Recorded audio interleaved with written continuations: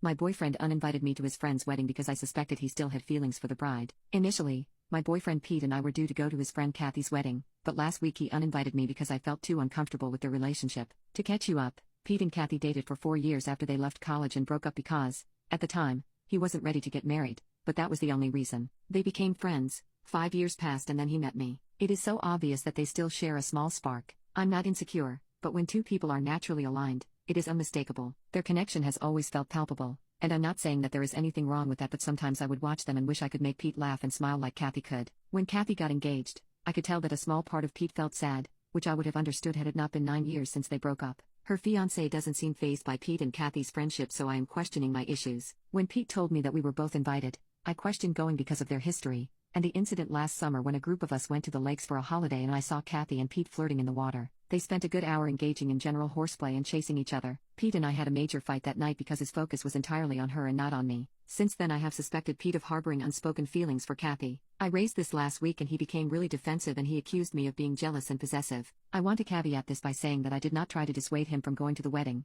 That would have been unethical and certainly not my place, plus that would have instilled distrust and resentment further down the line. I tried to talk to him about feeling insecure because I didn't want to argue with him at Kathy's wedding when he inevitably gets plastered and emotionally closed down. Plus, I wouldn't feel insecure if I could trust him. I want to, but watching him with Kathy confirms my deepest fears. As our argument became more heated, I had to hold back from giving him an ultimatum because I was so sick of feeling in competition with Kathy, and the sad thing is, I like her, she's cool and we get on well. His main argument was that I exhibited a pattern of passive-aggressive behavior. You can't let go of the past and you guilt me for being friends with her. I didn't understand this accusation, but I also didn't want to be dismissive of his feelings, so I asked him to explain this further to me, and he refused. You always do this. You're not my therapist. But I was just trying to understand because I had grown unsure of where I stood in our relationship as a whole. I felt like we had stopped communicating, and instead, we went to bed angry that night. I didn't sleep, and in the morning he approached me and said, I think it's best that I go to the wedding on my own, which deeply hurt me. Why would he want to go without me? I felt like once again, Kathy came first and I was left feeling displaced and small. When I got to work,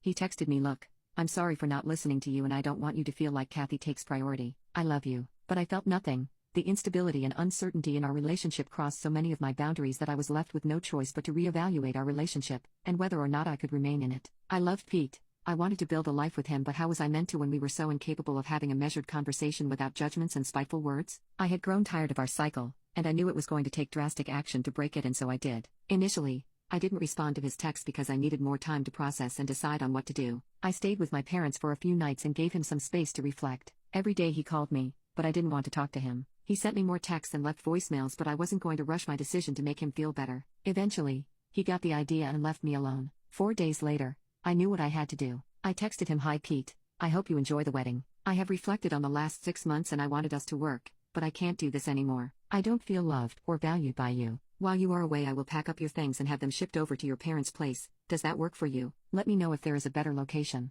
He replied asking to talk about it all and I agreed. In the end, Kathy went through with her marriage, and Pete was left without either of us. We went through a full post-mortem and identified the cause of death of our relationship, but Pete still struggled to see why I took issue with how he treated Kathy. I asked him straight up, do you still have feelings for her? He said that it will always be complex. There were moments when he did and moments when he didn't. To my mind, that means he does, and until he resolves the matter, his relationships will continue to fail.